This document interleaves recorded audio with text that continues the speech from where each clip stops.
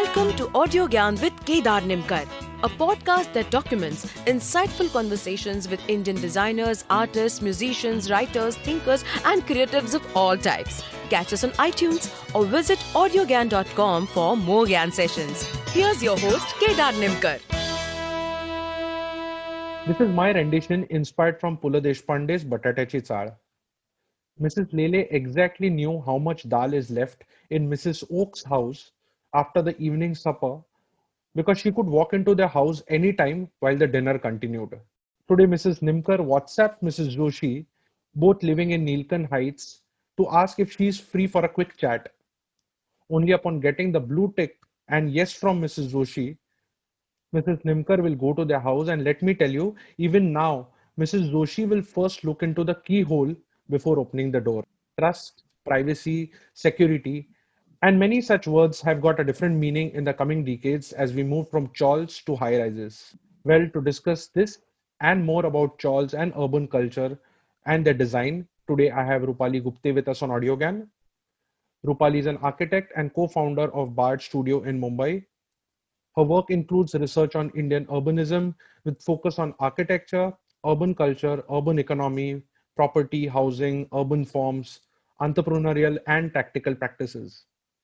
Rupali is also the founding member of Urban Research Network CRIT and School of Environment and Architecture. So thank you, Rupali, for giving your time, and it's a real honor to have you on Audiogyan. Thanks, Kedar, for inviting me. I'm so happy to be here.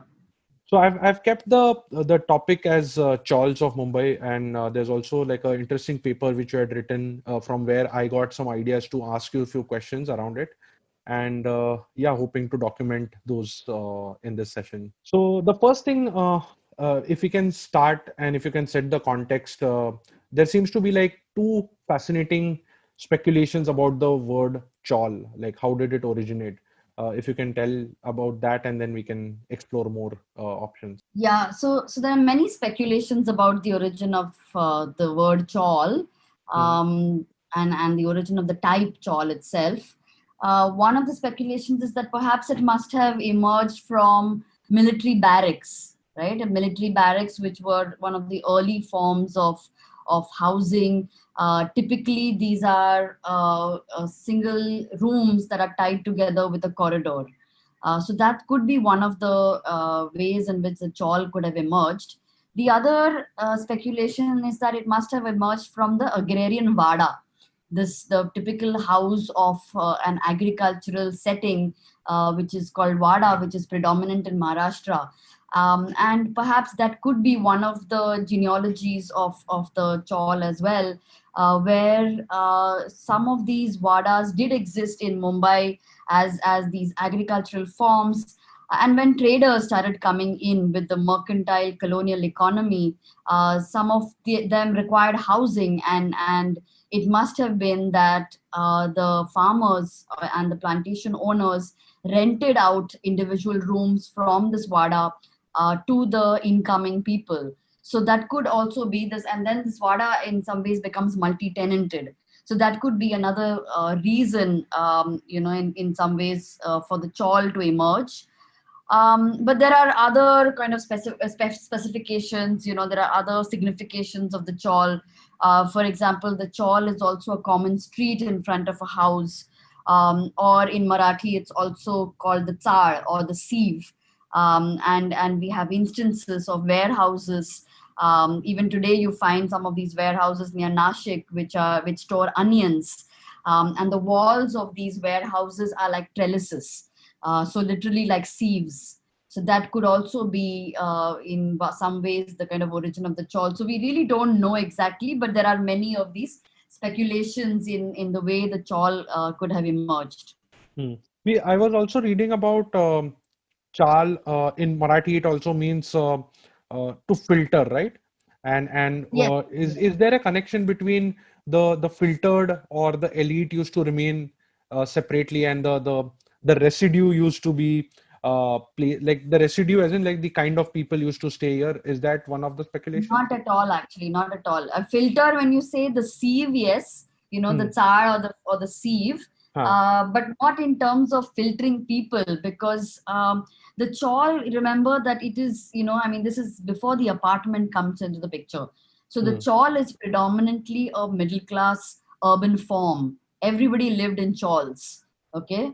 Hmm. And there are two kinds of chawls. One is, this is almost for 300 years you had the chawl as the predominant urban housing type for all kinds of people, from traders in the beginning with the mercantile economy, to later with industrial housing. When you required housing for workers, you had the mill owners actually setting up these kind of houses for workers, for the mill workers. But before that, it's the traders, remember, who are living in this Hmm. kind of housing, not in any ways filtering any kind of, it's much later that with the apartment, the idea of housing, shifts to, our entire imagination shifts to apartments only later. Apartments come into the picture in Mumbai only in the 1920s.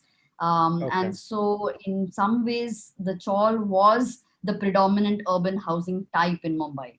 How would you describe a chawl? I mean, like, is it like a public space or a private space when it emerged, and then later on from 1920s and what we have today? So, is there any pattern? Yeah, yeah. So I mean, just to kind of step back a little bit, the whole idea of type in architecture is very important. No? Type in architecture is a generic form of a building. Hmm. So, for example, you would have a bungalow type, or you have the row house, or the apartment type. So the Hmm. chawl is a very specific type, and if you kind of describe it in its most basic form, it is a series of rooms that are tied together with a corridor. Huh? Hmm. And Hmm. most of the times the toilets are common. They're shared toilets. They're outside the house. Hmm. But then, I mean, this is the most basic type. But then there are variations of this type. So, for example, sometimes you would have a corridor on one side of the chawl. Sometimes you would have a front corridor and a back corridor. Sometimes you would have this configured around a courtyard, so there's a kind of hole in the center, this courtyard in Hmm. the center, and the chawl is actually wrapping around the courtyard. Sometimes you had long bars and two bars which were then connected. The corridors on both the sides are connected with series of bridges. So there's series of variations of this type of housing. But what is most interesting in that is that the common spaces, these corridors, the bridges, actually become this idea of semi-public or semi-private kinds of spaces when your house is actually much smaller. It's a smaller space, and Hmm. these then become these extended ideas of home. And you'll find a lot of people then hanging around in these spaces. And in some ways, what happens then is that the whole building starts becoming one house. So the whole idea of a house being a kind of property that is relegated to just the private space of the family is somehow blurred.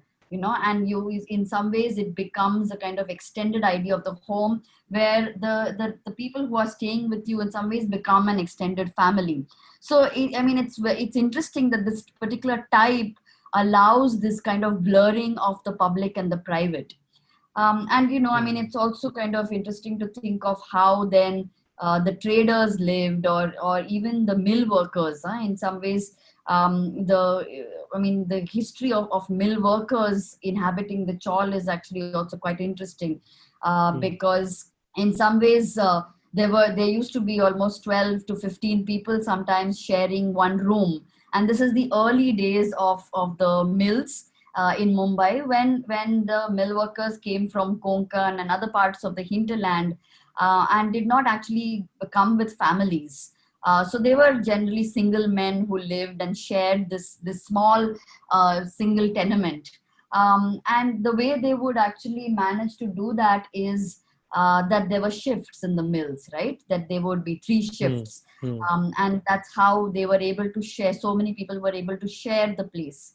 But imagine what would happen on days of common holidays, or even on days of strikes, when all the workers would be in one place. And Hmm. that's when they would sort of start inhabiting all these external spaces, the corridors, the bridges. and in some ways a kind of culture evolves, which is very different from this kind of privatized living that we see now. And an entire urban culture evolves out of then this kind of idea of blurring the boundaries of the public and private. A lot of people spend time outside, and that's when you have urban culture evolving. You have cinema and you have theater and all kinds of things evolving, and that was a very, very rich culture in Maharashtra at this time. So what is interesting is that this particular urban type, in some ways, we could say, gave rise to this kind of larger urban culture. And even today, you would see that the way people actually live. There are a lot of redevelopments going on now, but many people prefer to live in these settings because of this idea that that in some ways it is not a privatized life that you're living, but it's a kind of communal, communitarian sort of life that you kind of live. And this particular typology allows for that form of life and living. Very interesting. So when you mentioned that there are subtypes in like a chawl, you also speak about porosity. So is it that the chawl types which have two verandas, like two bridges, one in the front and back, like is there any pattern between how porous the houses are? Yeah, exactly. I mean, that's it's very interesting because, again, as opposed to the apartment where once you are inside the house, you lock the door and you're inside. This particular specification of the way the house is configured. When you have a corridor in the front and you have a corridor at the back, most of the times the doors on either sides are kept open. And so you will find people walking in and out of the house, and that's what we call a porous. People to actually, visitors to come in without any apprehension. And there's a very interesting case. I recently visited the Punawala Chawl in Parel. And there was there was an old couple who was staying in one of those houses. And the old gentleman there was ill. He was bedridden almost for 3 years. But it was possible for him to be like that because of this porosity, because he would have visitors coming in and out. And that's what is interesting in when you do not have state social security. You require a community to kind of support you. And this form of housing then, allows that kind of porosity. It allows that form of living. And this particular, in Punawala Chawl itself, there's some very interesting details that kind of, also in some ways talk about this porosity. So for example, there was the outer door, the kind of, what you would call typically the main door of the house. That door actually worked in such a way that it closed off the room, that the tenement, from the outside. But that same door also was shut the kitchen cabinet. So through the day, the kitchen cabinet was closed and the outside door would remain open. Okay. And it was only in the night when the same door that closed the kitchen cabinet would swivel around and close the outside. And it's kind of a very interesting detail. And there's the artist Duchamp actually had a detail like that, where he had worked out the same door kind of having hinges in a particular way, so that the door actually shuts two rooms at the same time and you don't have to have two doors. And in some ways it also shows the ingenuity of people in the way that these kind of very clever tactical details are configured.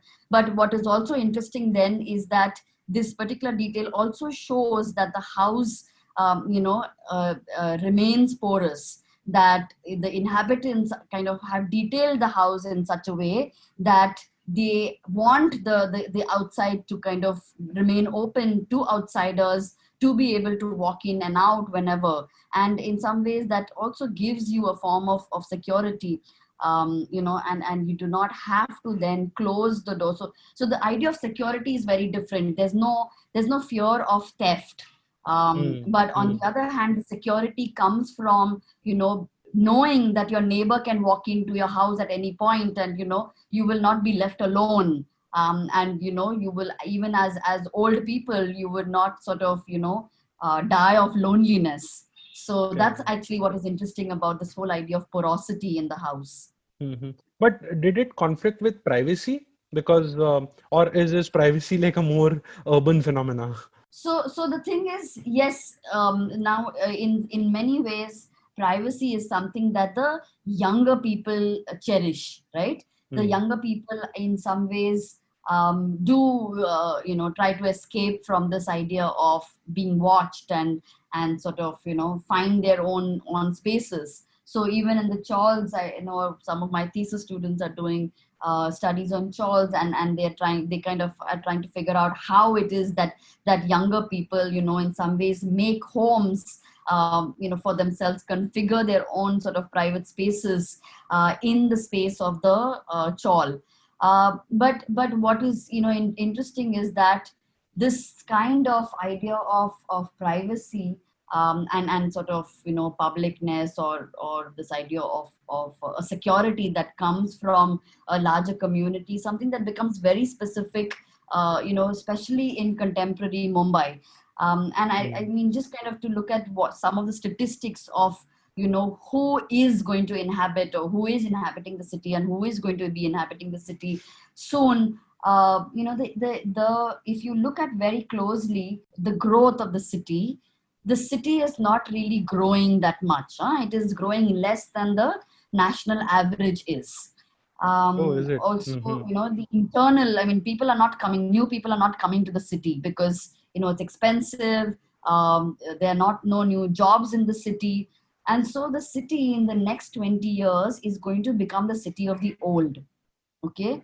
Hmm. And this is very important for us to think about, because more and more you're redeveloping your properties. You are turning these older urban forms into high rise apartments, where you will have the old actually trapped into these apartments, and Hmm. kind of all kinds of things, from mental health to all kinds of issues, will start popping up. And what is important is that you have to really look very carefully at the demographies of your city. On the other hand, you also look at, again, the fact that if new jobs are not coming in terms of the way we've understood the city always as this financial capital, it's not going to remain a financial capital anymore. But what you see actually is that it's a cultural capital. So Hmm. you have Hmm. all kinds of jobs that will come in that are more media related, and all kinds of things. So again, you'll require very, very different kinds of housing. And today you're seeing co-working spaces coming up. Tomorrow, very soon you're going to have to also look at the idea of co-living, along with co-working. And Hmm. these chawls in many ways become very interesting types to think of this contemporary form of living, where you're able to share resources, where you can actually kind of, you're not consuming a lot of resources, so you don't have large apartments, but you have smaller tenements with a lot of common spaces, which become in some ways resources for you. So it's possible to think, I mean, definitely there is a compromise in privacy, in the older form of the chawl, but it's also possible to kind of start thinking of retrofitting these stalls. So for example, common toilets are the ones that are the most affect privacy the most. But it's Hmm. it's possible to kind of work with this idea of a communitarian form of living by retrofitting, for example, toilets inside your house. Hmm. It's possible to retrofit the apartment, I mean the tenement itself, to have furniture which is able to multiply, and also create these ideas of privacy. You also have very interesting heights in these spaces, and it's also possible to work with lofts and other things that are possible to configure privacy. So in that sense, privacy is something that can be worked out.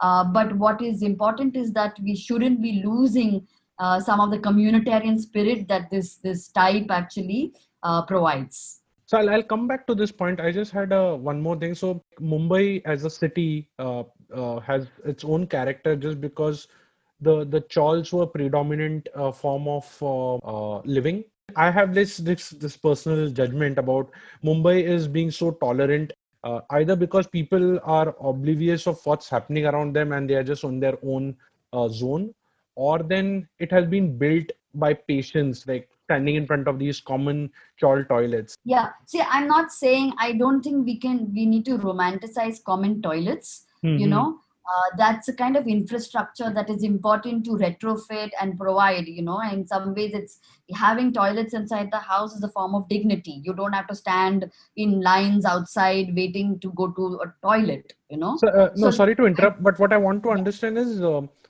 because of this style of living, we have yeah, built patience. So there are always trade-offs, right? So you get yeah, things inside, you have more security, you have hygiene, you have your dignity. But when not just toilets, but different sorts of common living spaces build in more rapport between the people living there. absolutely.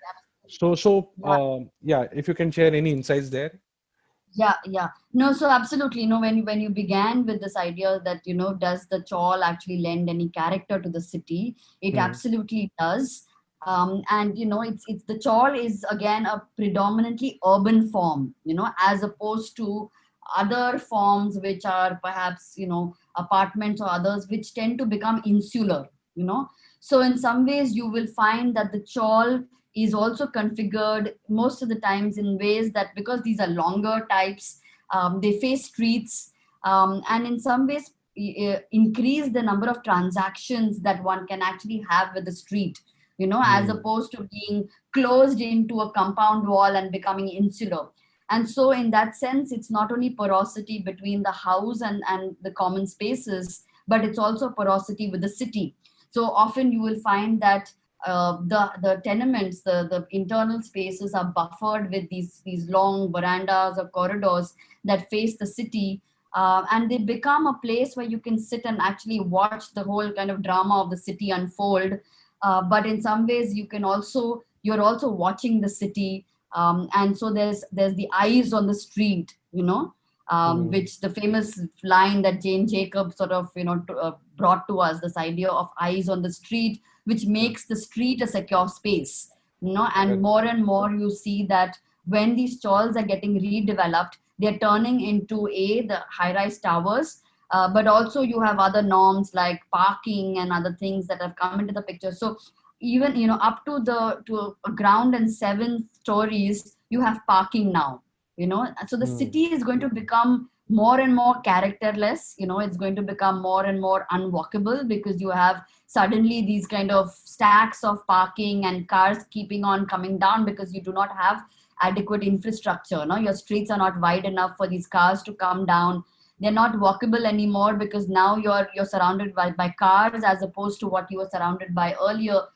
These kind of verandas on the street where people would look out into. And so this whole idea of the urban character is something that the chawl actually provided in a very, very rich way. But that's something that is kind of being compromised in some ways by other forms of kind of dwelling, which are becoming more and more insular and taking away some of the character of the city. And I mean, just to kind of also come back to this idea that, like, the city's character actually was built through so many different kinds of housing, Hmm. from site and services schemes to the chawls, to the row houses, and so many other forms of life and living have actually made the city and its character. But today, somehow, the apartment has kind of hijacked our own sort of imagination. And it's not only the apartments. In the early apartments were walk-ups, and those were also nice spaces. But today the only kind of imagination is the high rise with, like I just said, stacked parking that goes up to 7 stories, and where you're kind of living a life which is turning your back to the city in many ways. Hmm. But being a financial capital, I think, is it fair to say it's inevitable? The question is mainly like, can elites stay in Chawl? Yeah, absolutely. I mean, I think that's the thing that I also kind of, in some ways, answer a little bit, in the sense that not going to remain that financial capital that it was. So it's very important to speculate on where the city is going and plan accordingly. I mean, because what happens is, in the last development plan, there was such a generic idea of everyone requires 9 square meter space, but who is this everybody? Who is going to inhabit the city in the future? Where is your economy going? Who are these elites that are going to be occupying the city? I think these are questions that have to be looked at very, very closely. And I think that's where the whole idea that in the future, your city, you have to promote your cultural economy. That's where your city is moving towards. It's moving towards a cultural economy where, in some ways, it's media, it's design and other things that are taking over your businesses. And so you would require spaces for that. I mean, who are these elite? Who are these elite? It's people who are going to be occupying, the people who, like for example, you saw the co-working spaces. They've come up because they're answering the market demand, where that people can no longer afford large offices, which is why you have these very interesting new forms of collective where people are sharing office spaces, right? And they're sharing resources. Now, one has to really think about in the future, what are these, who are we building these large apartments for? Today, if you see, half the housing that you build, which is speculative housing, is empty. You have billboards. I mean, to say that, developers are in trouble today because there's only imagination that they've thought is that thought about is to kind of make houses for the elite, but most of your city is not able to afford it. And you're seeing it right now. Developers have some kind of holding capacity, so they're holding on to the stocks. But you can see this is the first time that we're seeing billboards with the prices of housing in Mumbai. Had you ever seen that? That you have developers actually kind of quoting the price on the cities. You never saw that before. Who is this? Who are these elite? And who are you building for? And start becoming much, much more specific in the ways you actually start looking at the demands, for housing and how they can be met. Because otherwise you're going to have a bubble that is just waiting to burst. So how would one go about? I mean, these architecture types are to be designed based on people, or then people will inhabit in the way they want it. Like, how does that dynamic will work? So that, like like I said, there have been, even in this city, in Mumbai itself, we've had so many different kinds of delivery systems of housing. The developer today has become the inevitable service provider. But the developer, if you historicize it a little bit, the developer was not always in the picture. You had in the 70s a very strong cooperative housing society movement, where the government would lease land to groups of people who would come together from all walks of life. And then they would hire a contractor and an architect, and they would actually build their own housing. So that's a possibility to kind of start thinking about, is it possible to think of new forms of cooperatives that can think for themselves, build kind of housing for themselves. The other is the idea of redevelopment, which is big today. And the thing is, the middle class is kind of almost becoming greedier and greedier. And there was a time that at some point developers kind of came in and gave so many SOPs that you just kind of sat and waited for free housing, and this would be kind of built out of subsidies. So the sale component that kind of came in would give you free housing. But today, again, you're not seeing that happening anymore. And you see so many projects that have stalled. One way, again, to think about is that there could be soft loans that people could get, and to redevelop their houses, and not in ways that that you kind of build these most unsustainable high rises. I mean, think about it. When you're building those kind of high rises, you're also paying huge maintenance charges, and Correct. how many people can afford those maintenance charges, and at some point when those maintenance charges rise, if you're older, you're on pension, you will not be able to afford those kind of charges, and Hmm. slowly you would you would sell that and you would leave. So there's a kind of soft eviction that happens through these kind of typologies. So you will really have to come back to other forms of more sustainable housing to to able to live in the city for a really long time. And the Hmm. third thing I would say again, is the idea of repair and retrofit. Again, that is a very very important model, because again we only think of building anew, but there's so much very very interesting housing stock in the city, that has given rise to a kind of form of life and living, which has, like I've said in the before, generated a certain kind of urban culture. And so it is possible to even think of repairing and retrofitting. There was at some point, there was, for the Chawls particularly, there was a tax that was collected by the government called the cess tax. You had MADA coming in.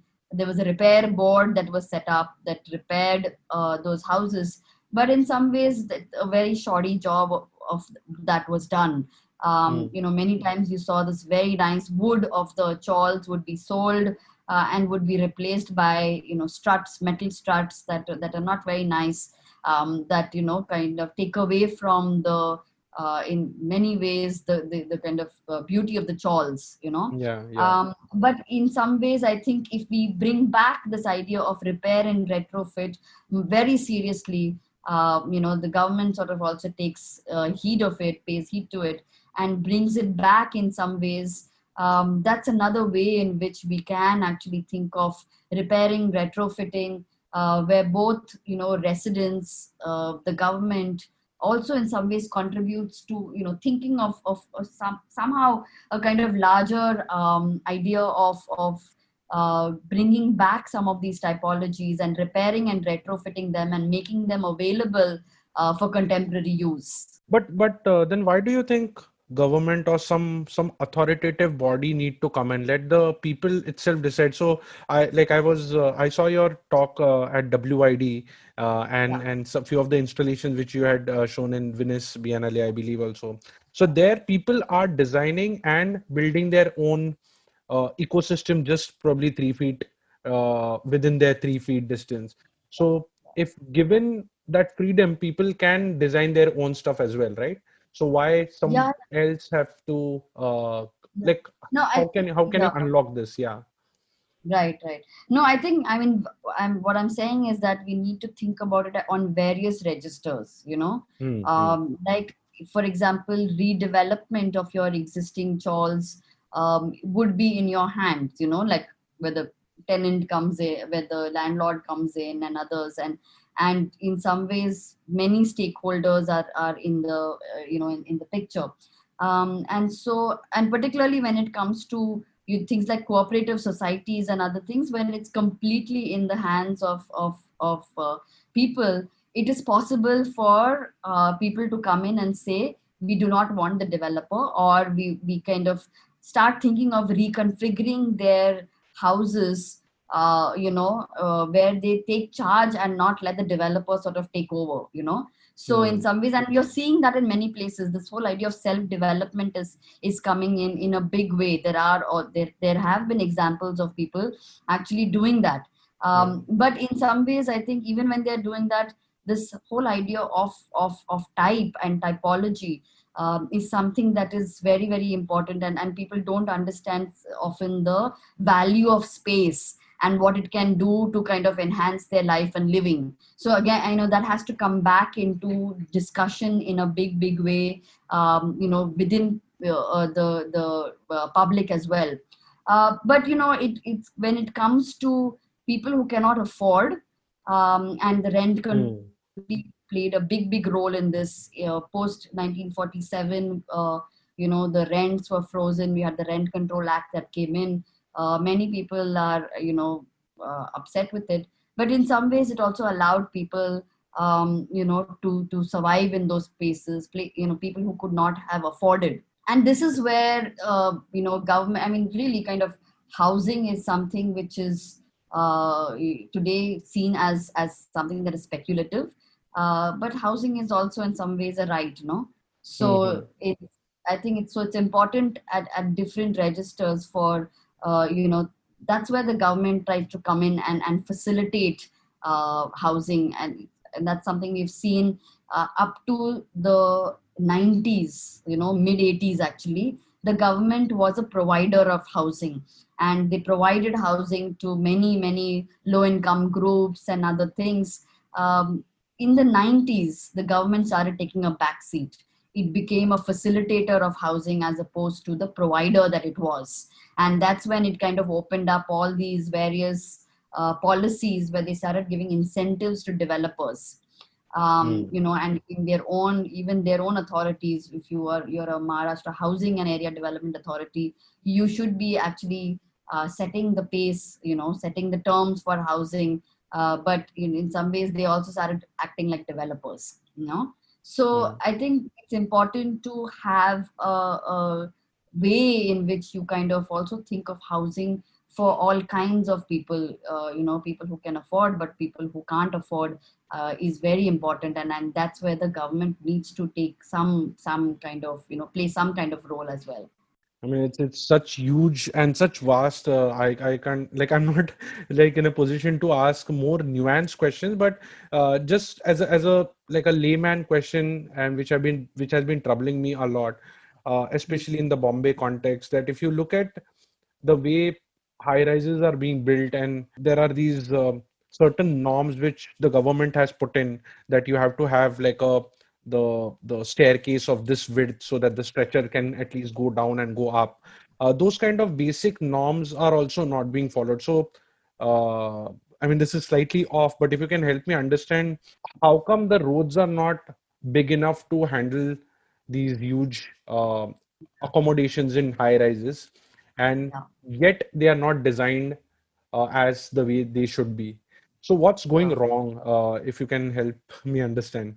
So again, I think one the instances that you're talking about are, in many cases, this is again part of the facilitation that the government did, and a lot of these came from actually redevelopments of chawls. This is that we had 19,000 chawl houses in the city, which were up for redevelopment. And one of the things that the government did was that it relaxed some of the norms of setbacks, so that you could, so that it became in some ways profitable for the developer to build. And so in many cases, you must have seen, particularly in the inner city of Mumbai, like in South Bombay, there are towers which are very close to each other with very small distances between them, and that is because norms of setbacks and light and ventilation were relaxed. And this also happens actually in the slum redevelopments. So you will Mm, see today, even, I mean, sometimes you see 24-storied buildings with only 3-meter distances between them. And again, this was one of the policies of the government, where these norms were relaxed, so that incentives could be given to developers. And I mm, mean, in some ways, it was also the fire tender also couldn't come in because you did not have enough space for the fire tender to move in, because these regulations were relaxed. So I think this is again something that is part of the facilitation, rather. So you're facilitating rather than thinking about what infrastructure already exists, and then what you would allow, in terms of whether you would allow a high rise or not. So I think, which is why you need to switch, you need to change the ways you look at, you can't build on the supply side. You have to kind of start thinking of what does it mean to think of what is the demand actually, you know mm, what mm, would actually be required. And for example, I mean, very simple case, we kind of, the norm of parking, for example, that the fact that you have to have so many number of parking spots, and then you kind of give rise to these high parking towers in the lower stories of your building, with no regard to the size of the road that you have in front of you. Correct. These are all very, very myopic policies. But on the other hand, when you're thinking of planning the city, again, you have to start thinking of a larger strategy. You really need to think of public transport, for example, where people are disincentivized for having cars. You Hmm. cannot run a city where you start thinking of every single individual having their own cars. Your cities at this scale just won't work. So Hmm. instead of looking at myopic policies where you're forced to get people to the developers to have parking spots inside, you incentivize people for having cars. And then Hmm. you kind of facilitate a kind of urban form which provides a kind of rich cultural life to the city. You provide for very good public transport which dignifies people's lives. So Hmm. even if I can afford to have a car, I should not want to have a car, because my life is much nicer without the car. I can walk in the city. I'll be a healthier person if I could do that. So I Correct. think the way we are kind of looking at many of our solutions are extremely myopic. You really have to step back and look at a larger way in which you kind of think of city culture. Definitely. I think, I mean, like I have like many questions around that, but just to keep the chawl concept back, I wanted to ask you last two questions. One is, so these general norms, these were considered while designing these chawls, or chawls were like really organic spaces? So in many cases, they came much more organically, and but in the sense that, for example, because these rooms are small, you have the corridors which become wider. Hmm. And so these did come organically, and it's interesting today to come back and study those, because what happens later is when the FSI norm comes in, the floor space index norms come in, you start having the urban form taking a back seat. And then it becomes a numeric logic.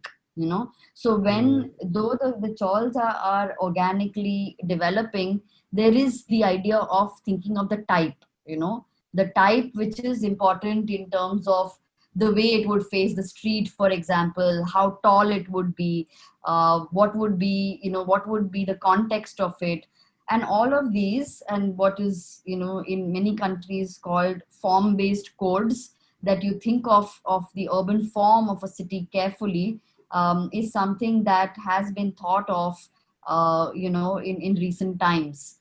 But we have some of the norms of building regulations that we have are extremely generic, which do not in any ways focus on urban form. And to think that urban form gives rise to a particular kind of form of life and living is something that is very important. So I think today we really have to come back, even if if these have come up organically, it'll be interesting to analyze where what these have generated, and what kind of building regulations would bring back some of this kind of experience of city living, which some of these older types gave us. Because clearly many of the new types that have come out through generic norms of floor space index, and the way we are kind of building these insular types through compound walls and other things, is not it's kind of making your city life quite poor.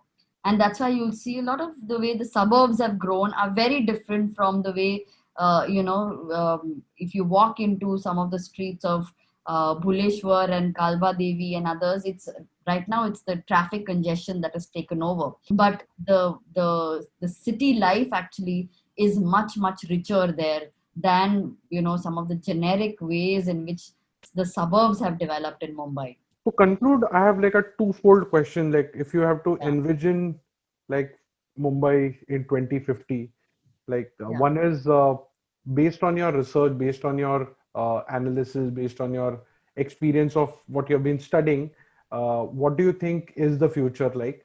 And one is what do you would like it to be? And if obviously Charles exist in some shape and form as a type, not necessarily the architecture, but Hmm. how would they look like? I mean, the way the development is going right now, the chawls may not exist, Hmm. and you You mean to would, say chawl as a concept also?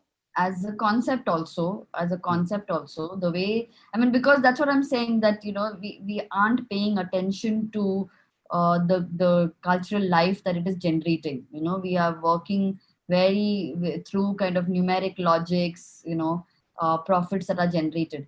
But the thing is, like we've seen that the economy has, in some ways is tanking. No, we've seen it around, and these redevelopments are not happening. And so that's really what you can see the curve. You can see that kind of drop. And in some ways, we probably is also, interestingly, the hope, that your city will not go that way, because it's not going to, the economy itself is not going to sustain in that direction, you know Hmm. and so in many ways we will have to start thinking of alternatives. We will have to start thinking of other forms in which we live our lives. And I would say that the chawl would be definitely one of the types that will need to come back, in its contemporary form, Hmm. in its kind of retrofitted form, in a contemporary form. We will have to kind of, because that's the only way in which you will have to start looking at a much more sustainable form of living. So I'm kind of hopeful. I'm hopeful because I'm seeing this kind of, there was this rampant redevelopment that was happening around, and that redevelopment would actually completely destroy the your city life.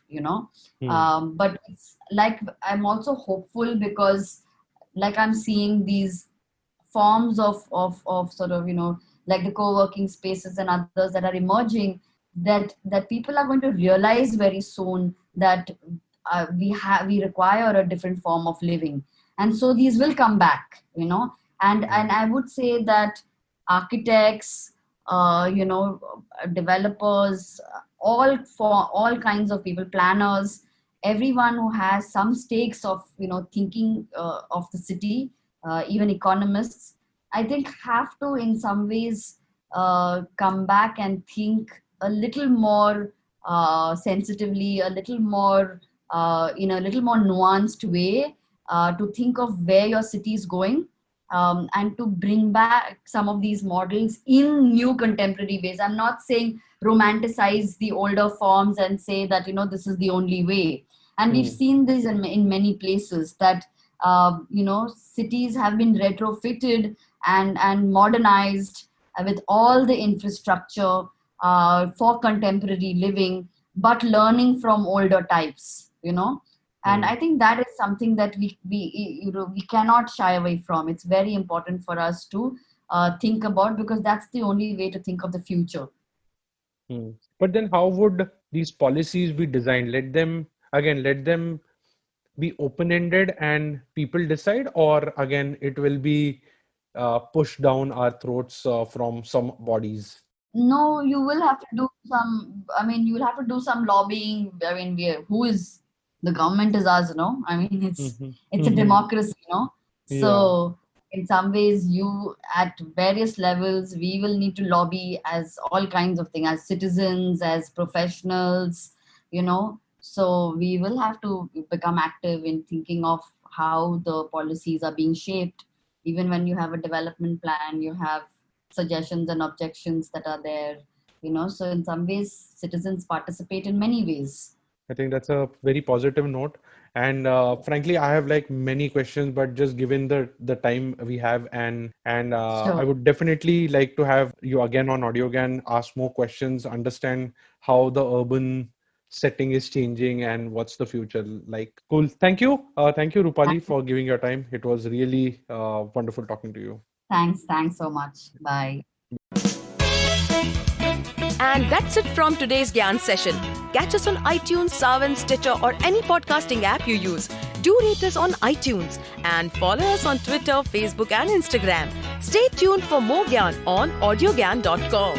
Till then, bye.